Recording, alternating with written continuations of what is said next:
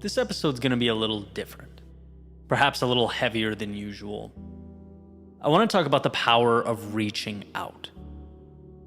How simply being there for someone can make an unfathomable difference. Right? We tend to think of, a monumental impact requiring monumental action, and sometimes that's simply not the case. Sometimes it's just showing up and letting someone know that, hey, I'm in your corner.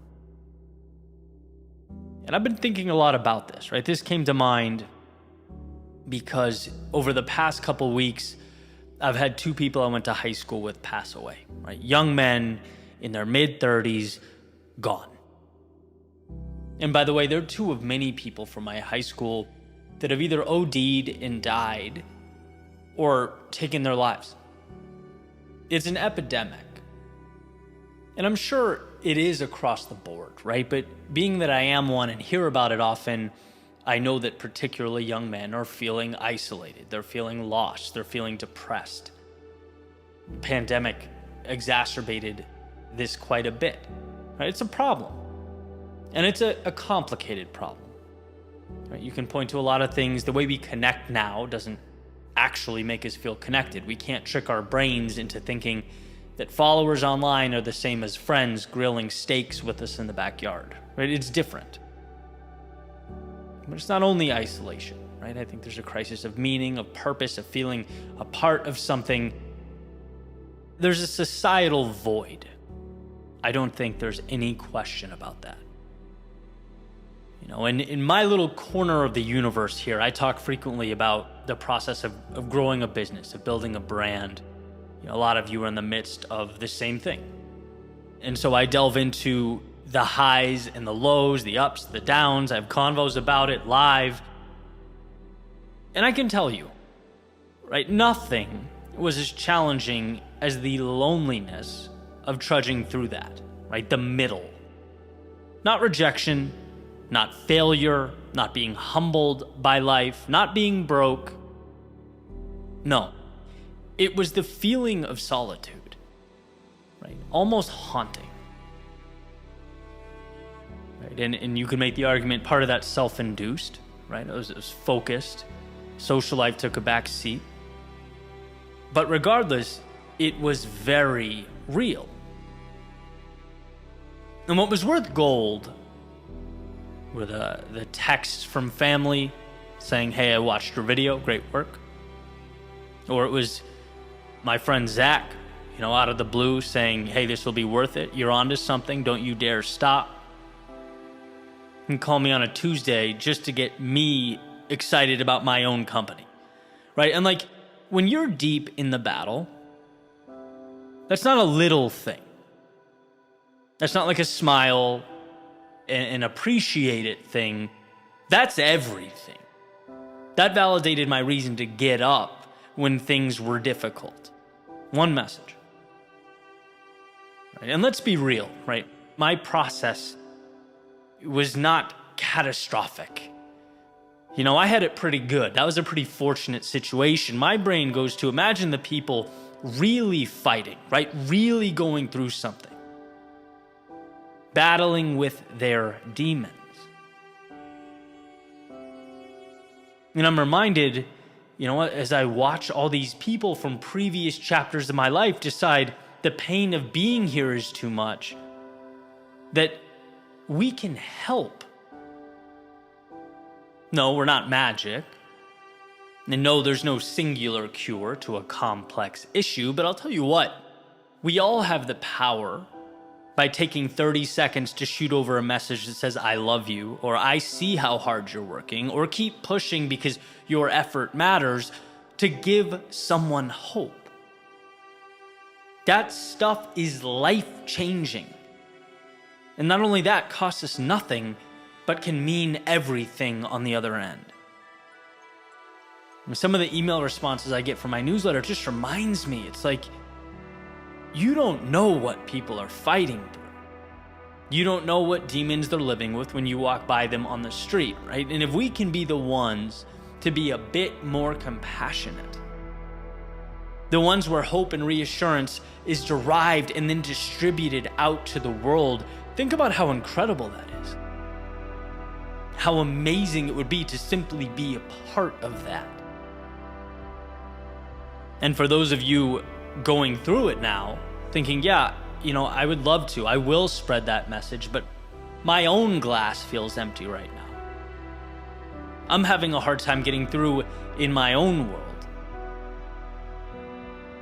I want you to know two things. One, you're not alone. A lot of us are going through it with you, in our own arenas, fighting our own battles.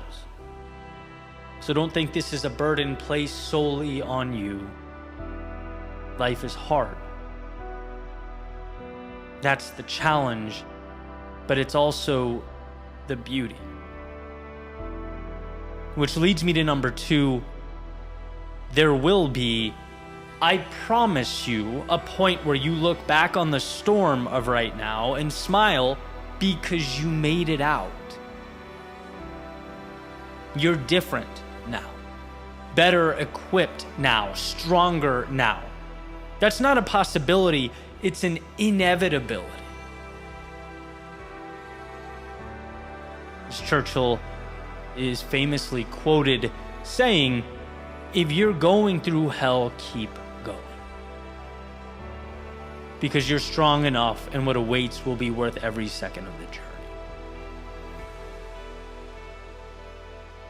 I wish we could see that in the middle, understand that in the thick of it, but we can't. That's not how it works. That's why we need to remind others, and it's why I'm reminding you. Life is a beautiful thing, but beauty can't exist without its inverse. We all endure chaos so that we can appreciate the calm. We all endure valleys of despair so that we can experience the rush of climbing out. It's a duality that's not always fun, but appreciating that is liberating. So keep going. Keep trusting. Keep pushing through. Hope is the greatest gift one can give. So give it to those around you and let it evolve into strength in your own world. It matters. More than you know, it matters.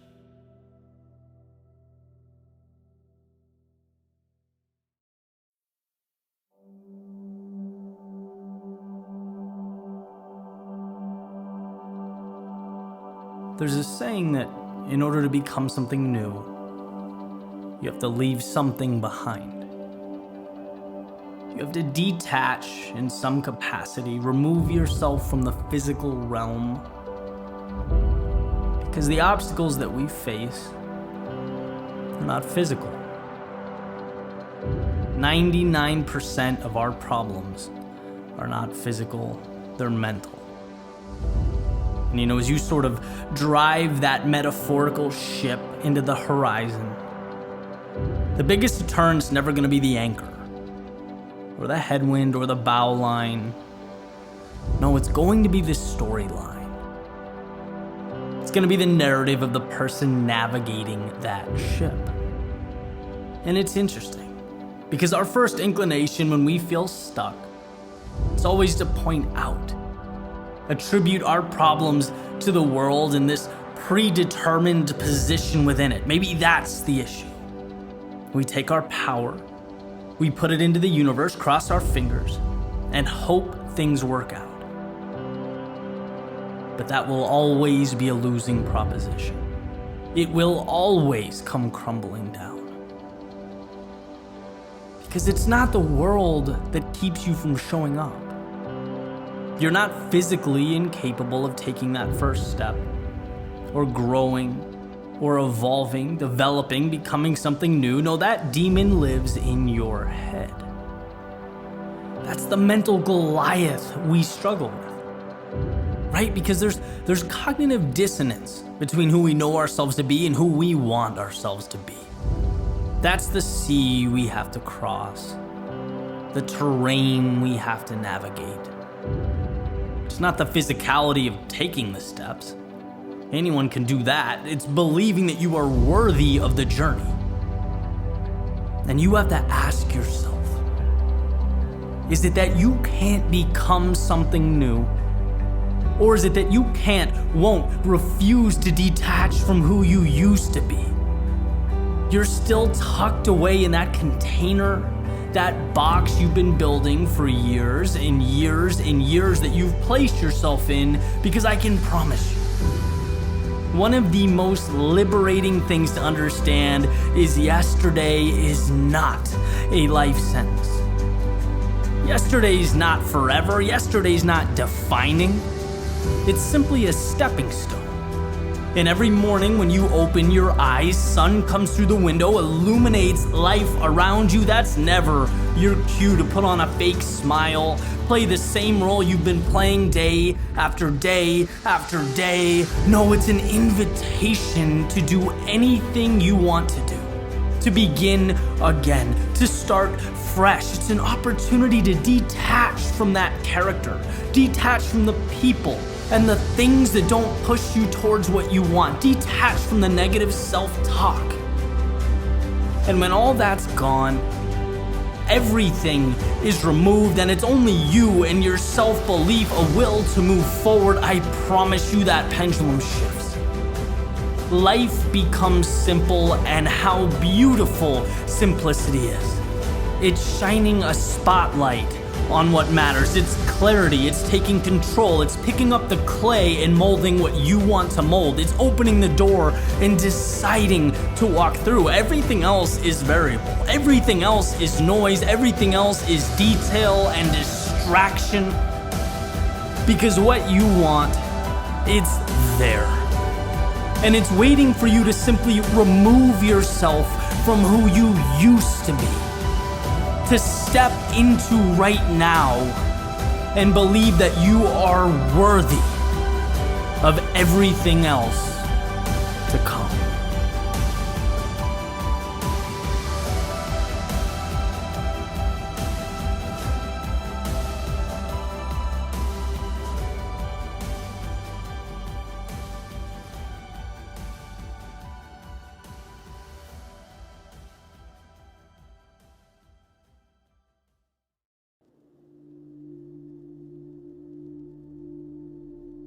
Had a window seat on the plane a few days ago, and during the descent, I watched as we lowered into a thin layer of clouds, which anyone who's flown before knows creates turbulence, right? The plane starts to shake. For a brief moment, can't see anything outside the window, only white. And no matter how many times I watched this happen, and at this point, probably in the hundreds, I can't help but feel a little uneasy. Heart rate increases a little bit. It's just an uncomfortable thing. And here's the deal. Not only is a plane going through turbulence safe, a quick Google search will explain to you that no plane was ever brought down by turbulence. They were built specifically for that, to endure it. And I know that. I understand it. I believe it. I guess that, faint nervousness I feel highlights the divide between my mental capacity to understand something and, my physiological reaction to it. It shows, to put it simply, that often what's necessary will be uncomfortable, right? Will get easier over time, but the point is there's a very real biological resistance associated with doing what's necessary. Even when we know the necessary thing is the right thing. Even when we know we're capable of enduring the journey, right? Just like that plane was built specifically to endure turbulence. Well, in your own world, so were you. And yeah, that world might shake. Yeah, you might look around and see an unknown providing no clarity or visibility, at least in the moment. But that feeling of discomfort should not be interpreted as negative, a sign to stop or turn back, as a signal that the world is too much. No, it's where you close your eyes and remind yourself how much you can handle, despite life trying to make you feel to the contrary. You were built to overcome, made to push into uncharted territory, to take your losses and uncover the hidden away value within them. Sometimes to grow, it's required that we learn not to resist that trembling, but to see it as the courage to say yes, when it would have been infinitely easier to say no. And that's what this is about. Nothing groundbreaking, no secret formulas, just the reminder we often need but don't hear enough. That during the ascents and descents of life, and there are and will be many, know that you were built for the turbulence. You can harness the chaos, you can get through to the other side. What's required is simply that you remember who you are and what you're capable of. Because again, when visibility is limited and our worlds shake, it's easy to forget. You will not lose because of the challenge. You will win despite it again and again and again. And sure, stepping up to face that adversary, you may never detach from that nervous feeling in your stomach or the shaky hands, but that's okay. That's your indicator that you're alive, that you weren't tricked into submitting to a very beatable opponent, that you didn't turn away from the things that meant the most.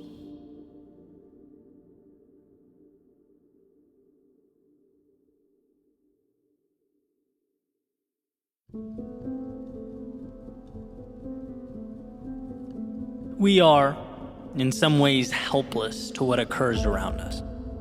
There are things that are beyond our control. But the gift we possess, our power, if you will, is the ability to determine what we let in, how we internalize the externalities. We are responsible for being the gatekeepers of our minds, protectors of our worlds.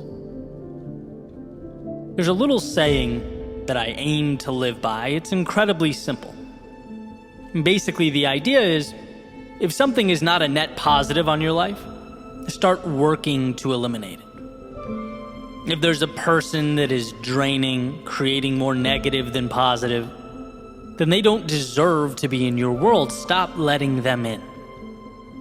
If there's some place you're going that doesn't align with what you value, start working to eliminate that destination from your day to day. Stop letting it in. If you find yourself constantly thinking about worst case scenarios, it's always, well, what if this goes wrong or that goes wrong? If you find yourself missing the opportunity and instead spotlighting the problem, start working to identify and isolate those thoughts so that they can be eliminated. Stop letting that stuff in.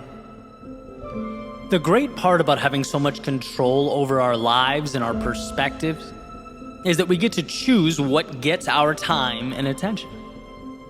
The tough part, though, and it is tough, is that it means we also have to ask ourselves questions that perhaps we don't want to ask. We have to be honest with ourselves, like truly honest. And the reality is sometimes it hurts to do that, to ask, how am I contributing to this pain, this struggle? What am I letting in that needs to be kept outside the gate from now on? And what we often find is that the answers are there. The opportunity is there, sometimes even in plain view. But our attention is often diverted from it and instead allocated to the things that don't even serve us or align with who we are. We've habitualized finding the problems and not the solutions.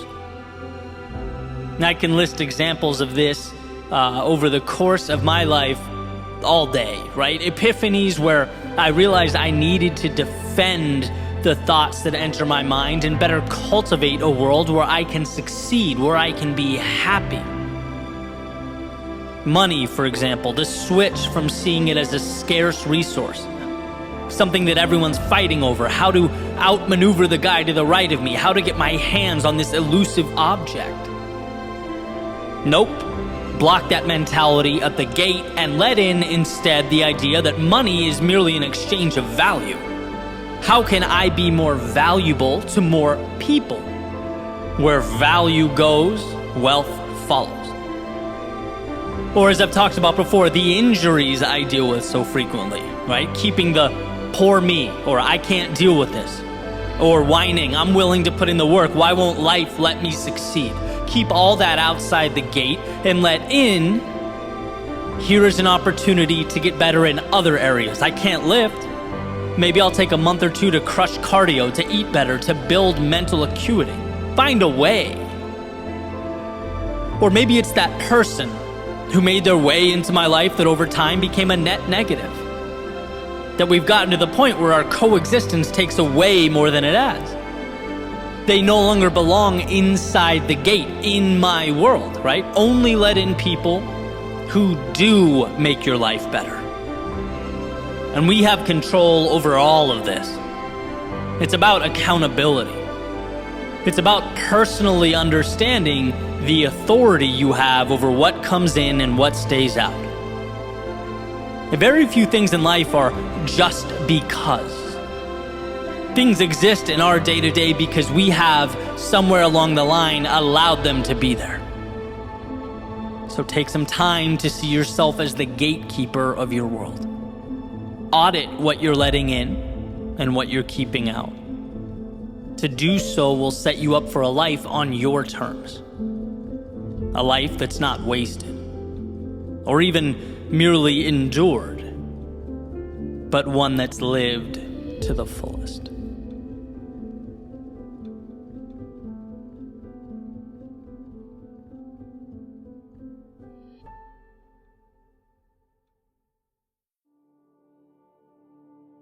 I had a friend recently tell me consistency is more important than intensity.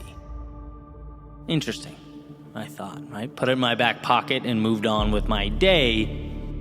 But the more I thought about it, the more I realized how valuable those words are, how necessary.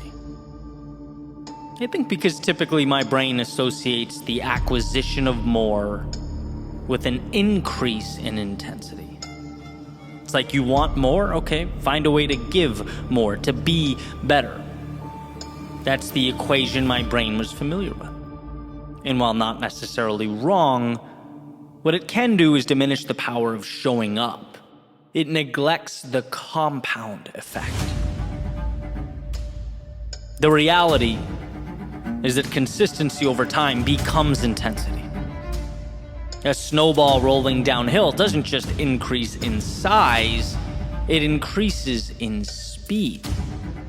Intensity is second to consistency because consistency creates intensity. Consistency is the material from which everything else is made. And we forget that. Thinking about how much bigger, better, stronger we'd like to be. Why can't I just leap a mile? Well, my friend, it turns out you don't have to. Miles are comprised of single steps. I wanted my run yesterday to be about 3/4 intensity. Decided the goal would be to land just under 8 minutes per mile. 7:59 would put me in a good spot for my plan for the week. But as happens, from time to time, the sun, the heat, my body weren't about it, right? And halfway through the run, I'm a little higher than I wanted to be, averaging about 8:01, 8:02 per mile, a little above my mark. And I thought to myself, you have to be better. You have to make a move right now. You have to find something in there. But did I? Did I have to find anything? Because it turns out I was right on track and didn't see it. What I needed to do was simply hold the 8-minute pace, 8:01. Just hold it. That keeps me in the game. Then we kick it up at the home stretch. and the last sprint will be enough to get my cumulative average down to 7:59 per mile. No miracles here. Forget the intensity. All the world is asking of me is consistency. Show up, step by step, keep myself in the game. It's amazing that when you're hurting, the mind plays highlight reels of everything you lack, everything you're not doing, right? It's reaching. We get so uncomfortable or impatient that we think we need to perform magic tricks. And it's like, no, keep showing up. Keep yourself in line. The intensity is a derivative of the consistency, and it will make its presence known. So during those first 7 miles, I showed up, I committed, and I held on, right? Understanding the assignment, big picture. Thought only about consistency, staying calm, and then as planned, picked it up at the last mile, hit that goal. See, these little mental games are packed with value. They reinforce bigger picture truths. Show up, put in the work, find your rhythm, and hold. Don't stress yourself out looking at finish lines you have not yet crossed. Don't let the delta between where you are and where you want to be intimidate you. Right? That's precisely the reason people quit and walk away. They get so caught up in where they are not that they forget little steps over time are what bring about change. They don't understand that the snowball is increasing in velocity as well as it rolls down the hill. That by staying focused, their output becomes the avalanche. So when you feel like the world is increased in size and its obstacles in number, know that there is value in holding the 8, the 801, the 802. Know the power of simply getting on base, of getting up again and again and again, of putting yourself in position to succeed. Because your time to sprint will arrive. And when it does, you'll be battle tested and prepared. But the sprint only matters because you stayed steady, stayed consistent throughout, step, step, step. So remember when the rest of the world is talking about the shortcuts, the life hacks, and the secret solutions that will change your reality, they're missing the mark. Because one brick at a time, one step at a time, one day at a time, you're building something that can't be manufactured overnight. You're committing to the process and will ultimately experience that which can only be experienced by those who paid the price. Those who didn't panic or overanalyze, but put one foot in front of the other consistently, every single day.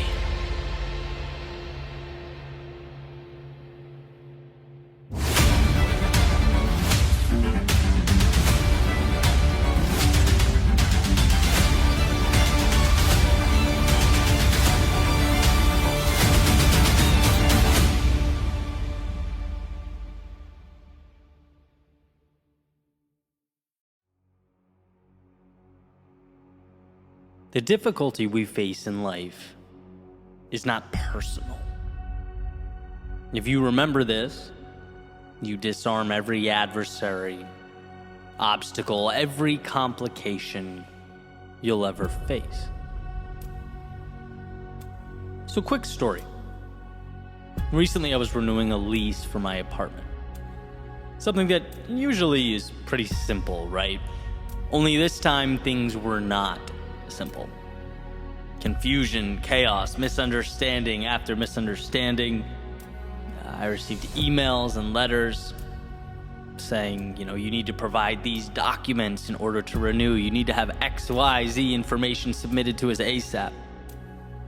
And I'm sitting here thinking, guys, you have all this info, right? I've lived here a year, same guy, let's put 2 and 2 together.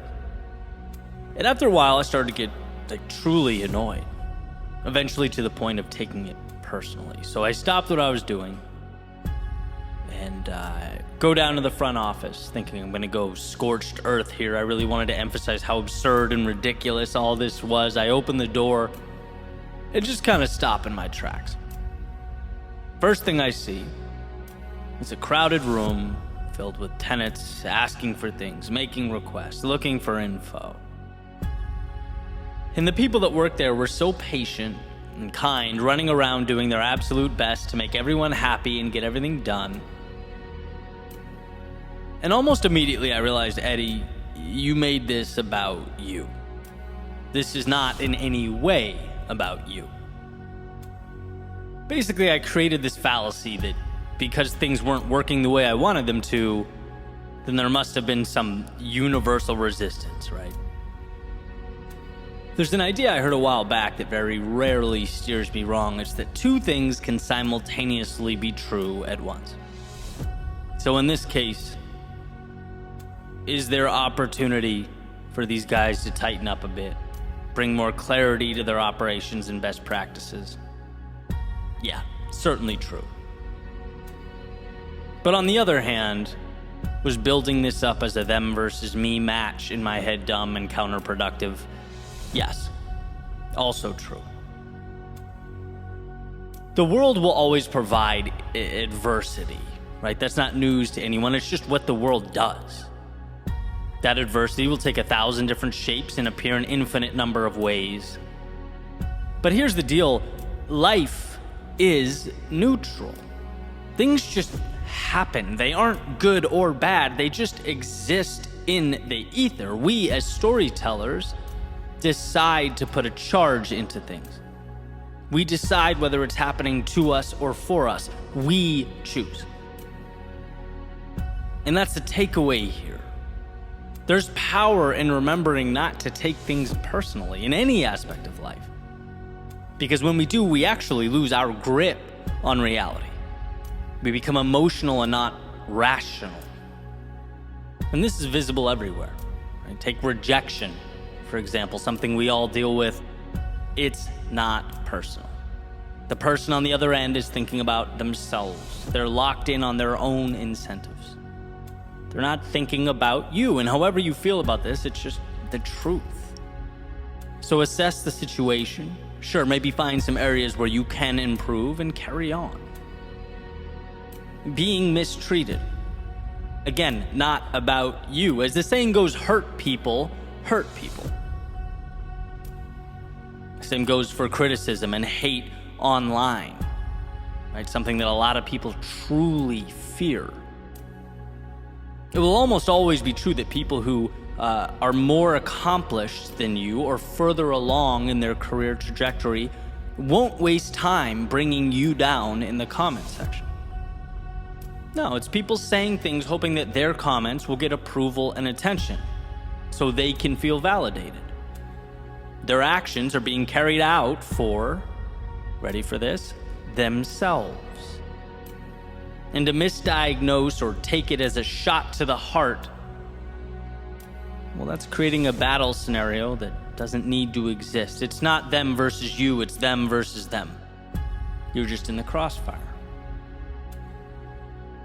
Now, does this perspective or point to not take things personally mean that we abdicate personal responsibility? Does it mean we say, well, it's not me, it's the world, so not my problem? No, of course not. Right? This perspective gives you the power to do the right things and the necessary things because you understand that the problems you face are not a giant indictment of you as a person. Getting angry creates a scenario where, you reallocate your energy from doing what's best for you to instead being mad at him or her or this group or that circumstance or the world in general. Bad things happen. And by the way, they happen to everyone. Everyone gets rejected at some point. Everyone gets let down by people close to them at some point. Everyone loses their way at some point. Everyone has their expectations fall short. Everyone has pushback. It's not just you. It's the world doing what the world does. And there's 8 billion of us running around operating in our best interest, trying to navigate a big, crazy world that's often incredibly difficult to understand. So with this perspective, right? Going forward, my lesson from a few weeks ago, what would I have done differently during all that chaos with the apartment? A handful of things, right? First of all, remind myself that in the grand scheme of things, it's trivial. It's just not that important. 2, understand incentives, right? These folks aren't trying to make things hard for me. They're trying to do their jobs well so they can live their best lives, which brought their attention to other things. It happens. And 3, when you're calm, you can actually solve the problems at hand. When you don't stack your problems up to look like adversaries working against you, when you instead see them as merely a challenge or puzzle to be solved, life starts to look a lot different. It just feels different to walk around as though life is on your side, as though hardship is nothing more than the water necessary for the seed to grow, as though all those challenges you face are opportunities being presented to you. Because I'm not sure you can simultaneously fight and solve. I think one of our most important decisions is to select one.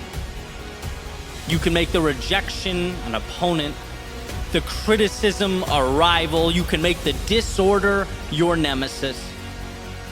Or you can realize that all of it falls squarely into the box that is life. Pieces to be taken out one by one so that you can construct the ideal. Life comes down to the advantages that exist all around us, the choices we make, to live freely with the wind at our backs, or confined by the walls we build around ourselves. And sure, your current obstacles might be because of decisions you've made, maybe even decisions you wish you could take back. But the current moment, right now, in this second, is neutral. It does not hold a grudge or have an agenda. Now, right now, is simply right now, in the same way that 2 + 2 is 4. 4 is not good or bad. It doesn't want you to win or lose. It's just 4. Same goes for the crossroads before you. And that puts the onus entirely on you to decide what you will make it all mean. Will you slow things down to find clarity? Will you open your eyes to see the value? Because look, there will always be a delta between reality and the stories we tell ourselves about reality. That's just how human beings work. It's how we've managed to survive for millennia. So understand that and gift yourself the narratives that bring you closer to the place you want to be. The road before you will be challenging, not because its pushback is personal, but because amidst the resistance, you'll find the components you need to live your very best life.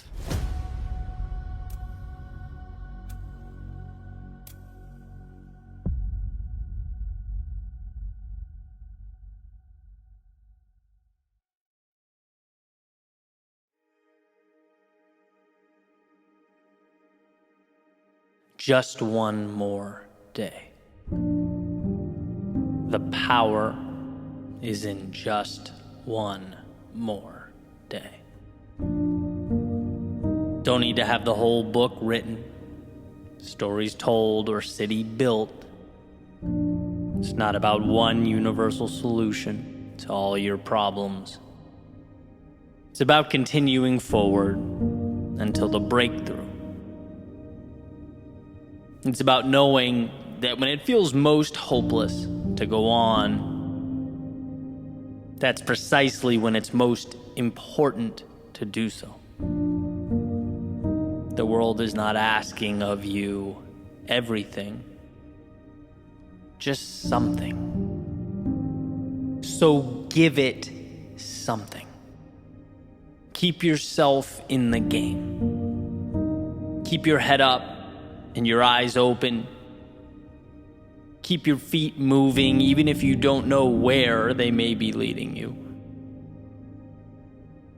You need not a billion answers, but one breakthrough. One breakthrough.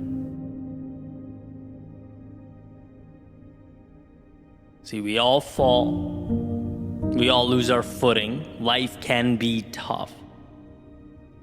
And being that this is par for the course, the contract we signed before we breathed our first breath of air, it's a fool's errand to exhaust energy on the occurrence, to be angry at the situation, to feel bad about yourself for wandering there. No, it's about recognizing where you are and then finding it within yourself to step away. 1 foot closer to the breakthrough, to recapturing what matters. When things become too big, we simply shut down. Complexity is crippling. But truth be told, the path is not complex. Our manufactured interpretation is what's complex. So simplify. Step forward one more time, a little bit closer to the breakthrough. A little bit nearer to the light at the end of that tunnel. Remember, there is no all-encompassing formula. What there is the strength that emerges from one's willingness to inch forward. When all seems dark, when temporarily you've forgotten what that sense of excitement feels like, when the thrill of progress seems foreign, shut off the mind. This isn't the time to weigh pros versus cons or this versus that. Move into the haze, trusting that what you need will reveal itself. Because as long as you don't stop, it most certainly will.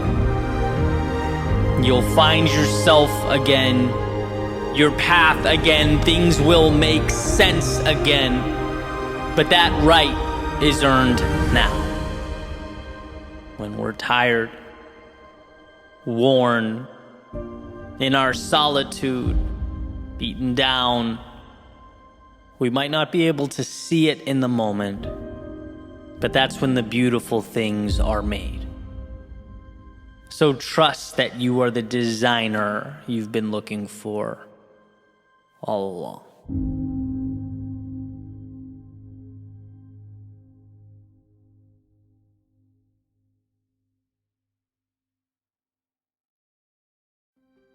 Fear is either a headwind or a tailwind. It's a red light or a green light.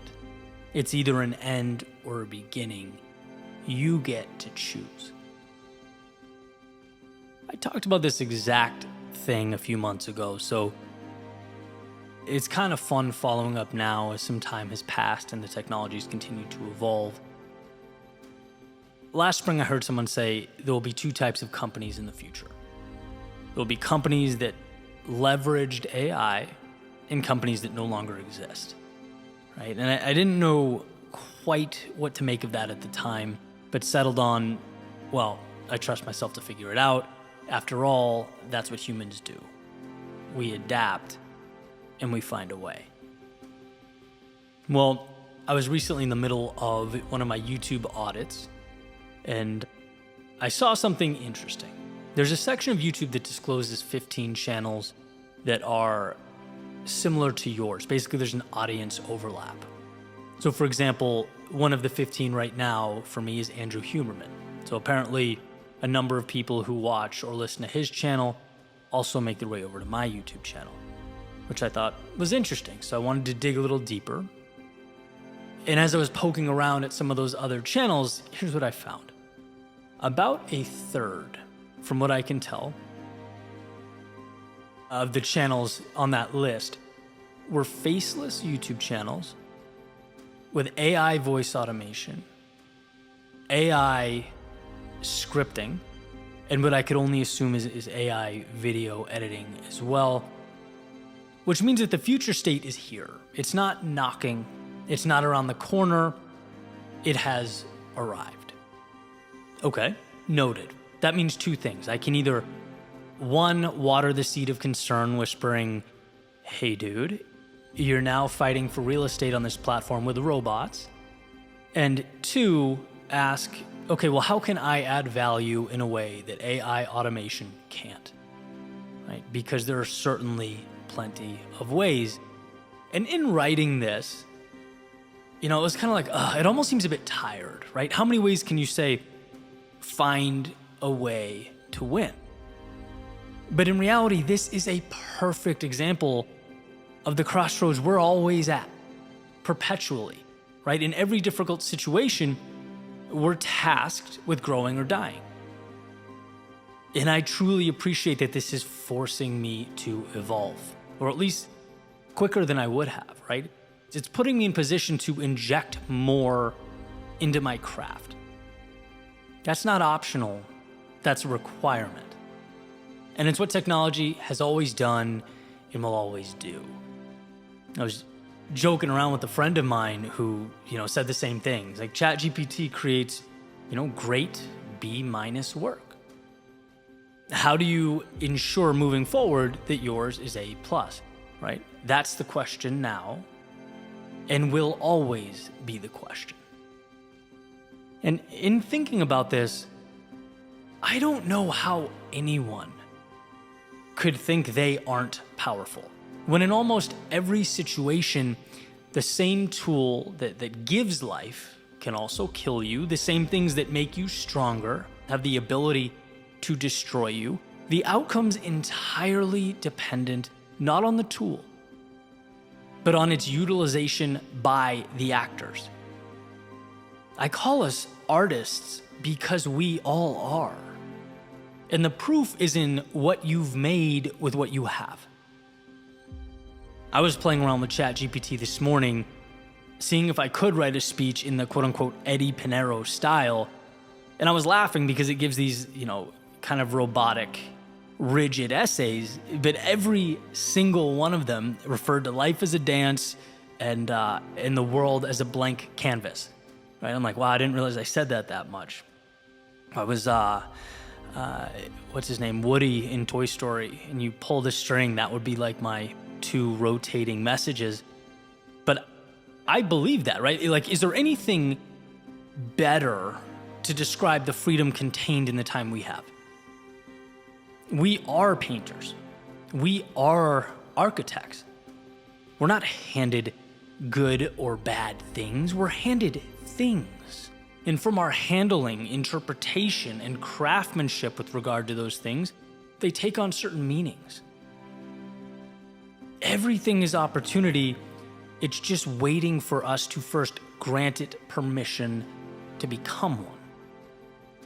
When I was growing my company in the early years, right? Every once in a while, I would feel so defeated, like just tired of feeling like everything I did wasn't enough.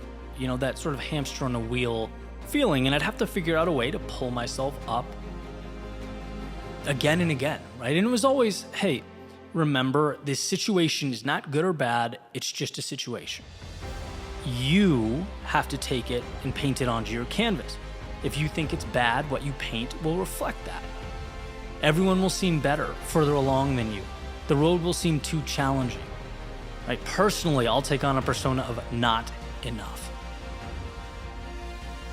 But if I start thinking that the situation is valuable, is an opportunity, that's what will be etched into my reality. We are vehicles bringing meaning to meaningless things. And to know you have that ability can make all the difference. And so my thesis here stays the same.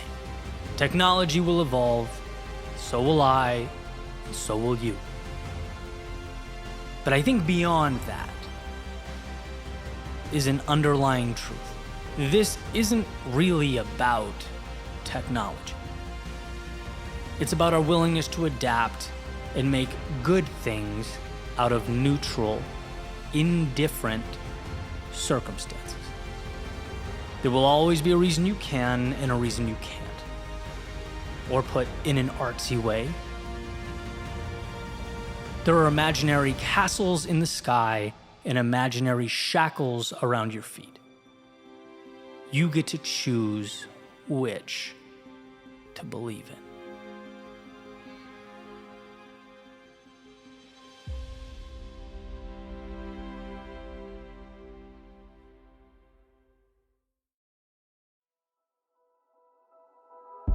Find something to make yours. I connect every few months with some of my good friends to strategize, kind of reflect back on the previous quarter, plan for the new one with each of our businesses, kind of share ideas, stuff like that. And I was chatting with my friend Keith about life before he found success in what he's doing now, the struggle and the turbulence he faced, as well as ultimately his decision, and that's entirely what it was, to turn things around. And I've talked about his backstory before, so I'm not going to get too much into it, but essentially he grew up in a very negative environment, dealt with a ton of adversity, but got through it. Started his own national business, installing and repairing commercial pizza ovens, and the guy's just crushing it. And, our conversation in that moment wasn't so much about the doing, it was more on the overcoming and how mentally we had to recreate ourselves to have any chance of moving beyond what we knew. I've talked about it a little before. Kids are simply not taught in school how to thrive, how to build, how to ask more of themselves in the world. They're taught to follow instructions, to do what they need to do in order to pass the exam, to progress to the next level. And there's a gray area, because I'm not saying this is totally valueless, but I am saying that anything beyond that requires a reworking of sorts. Now, you ask anyone who stepped out of that cycle, and they'll tell you the mental and psychological shift that needed to take place was almost overwhelming, right? It's a lot, but it's imperative. I recently looked up the word entrepreneurship, and this is the definition. The activity of setting up a business or businesses, taking on financial risk in the hope of profit. And in my mind, it is the risk precisely that's challenging, that brings us so much pain, but also contains within it the reward. It's one of the craziest dilemmas we face. You'll have to endure some of the worst times of your life, but because of that, you'll get to experience highs that would otherwise have been almost completely improbable. We have to rework the thinking that says discomfort equals run away. It's like, no, discomfort equals the price of something better, and sure, it's by no means mandatory, but it's where the upside lives. You have to train yourself to step out into the chaos with the expectation of taming it. And yeah, everything could go wrong, but also everything could go right. And just imagine what that would look like. That possibility alone validates the risk. We just need to convince ourselves. And that risk, by the way, is not just financial. In fact, most of the time it's not. It takes a variety of shapes in our lives. You run the race, you risk losing. You go up and talk to the girl, you risk rejection. You pick up and move somewhere new, you risk winding up somewhere you don't want to be. And maybe temporarily things do fall apart, but maybe you win the race. Maybe you find the love of your life. Maybe you relocate to the happiest place you've ever called home. Calculated risk is the beginning of everything that matters. And so back to the convo. We were talking about the different risks we've taken, how some chapters were fun, some were challenging, and some were both. And how, for me, there was even, from time to time, a conversation where I was asking myself whether it was really worth it. When you're uncomfortable, the mind wants to do one thing, get rid of the discomfort. And I had to convince myself, remind myself that I'm someone who risks good to pursue great. Risk hurts. And somewhere in that conversation was when Keith said he remembers the exact point the risk became worth it. The discomfort became easier to manage. We're so used to taking orders, to playing scared, that the incentive just wasn't there until, Keith's words, it became mine.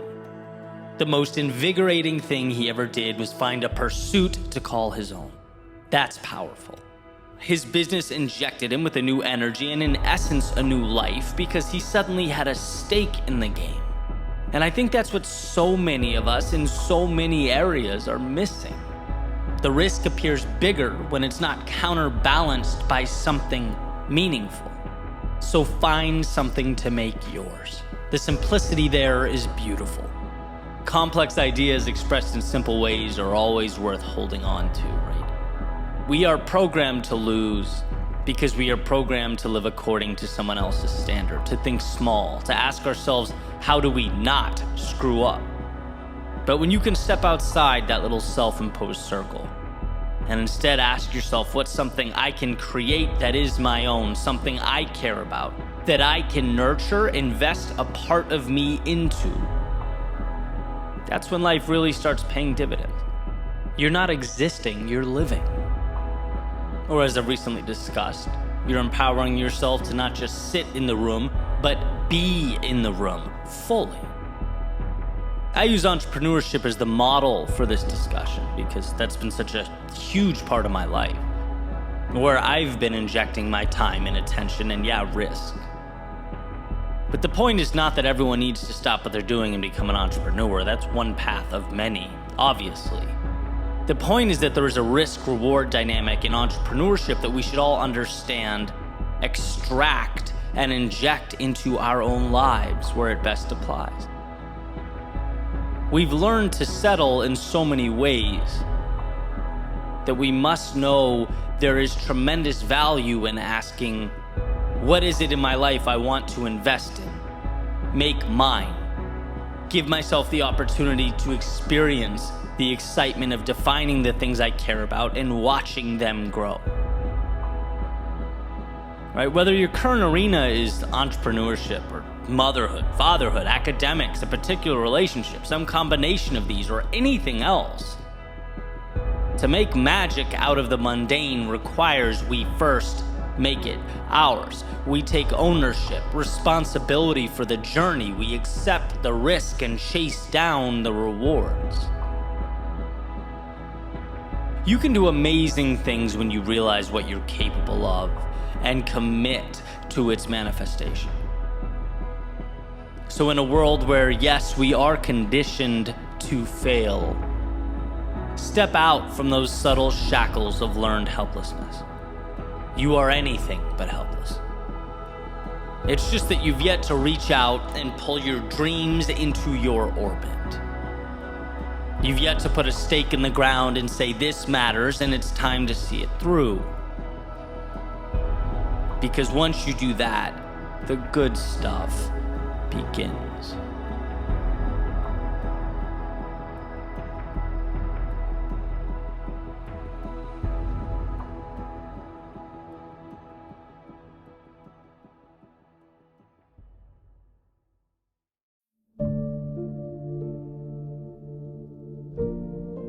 Remember what's yours to control and what's not, what must be let go. Remember that nothing is so futile as attempting to move the immovable or change the unchangeable. Remember that your greatest strength is focusing your time, talents, and efforts, exhausting your energy on that which you can control. And sometimes this distinction hurts. But to fail to see it is to shackle oneself to delusion. Right? You can complain about the weather all day, but to complain about it, to focus on it, to be stuck in it is not going to change it. Your time would be better suited looking at how to adjust yourself to it. And that's what life repeatedly tells us. There's plenty we aren't happy about, plenty we wish we could change. But to stay there in that space is to forfeit your greatness, your strength. Why? Because there is so much you can control, so much you can do. You can always position yourself to succeed. But that calls for first separating what's yours and what's not. Right? There are people I wish were different. There are situations I prayed were alterable. There are outcomes that are given without my asking. That's just life. And a losing mentality is to fight that, to feel anger or resentment at the people that let you down. Why couldn't they be how I want them to be? It's to dwell on the situation that occurred despite your wishes. Why couldn't it have just happened my way? It's to refuse to acknowledge the outcomes that have already materialized. Right? Why couldn't it just have evolved differently? All that, as hard as it is to see, is embracing a mentality of victimhood. It's walking down a path that has no desirable destination in store for you. When you accept the unchangeable, you then become the architect of your reality. Sure, people, places, and outcomes weren't always the best, but now you ask, how can I navigate around it, or better yet, use it to my advantage? It is, to use the famous metaphor, not shaking your fist at the wind, but building sails for your boat, creating a path to take you somewhere new. So let the energy, the time, and emotion that's wasted on the immovable dissolve. The question worth asking is, where do you most want to be, and how can you get there? And while those details outside the scope of your control can feel like a bottomless gap in your way, I promise that what's around you is enough to build a bridge over it. There's enough there for you to find your way, so long as we learn to separate the gap from the bridge, the details from the solutions. When all you see is why you can't go, or how it can't be solved, or how impossible something is, it's not that you are looking at an unfortunate truth, it's that you are looking at the wrong supporting evidence. When we stop seeing the details and outside circumstances as the deciders of fate, we win. When we place our eyes upon the controllable, when we step into what is ours to move and shape and transform, we finally see that the journey to something bigger is not only possible, it is inevitable.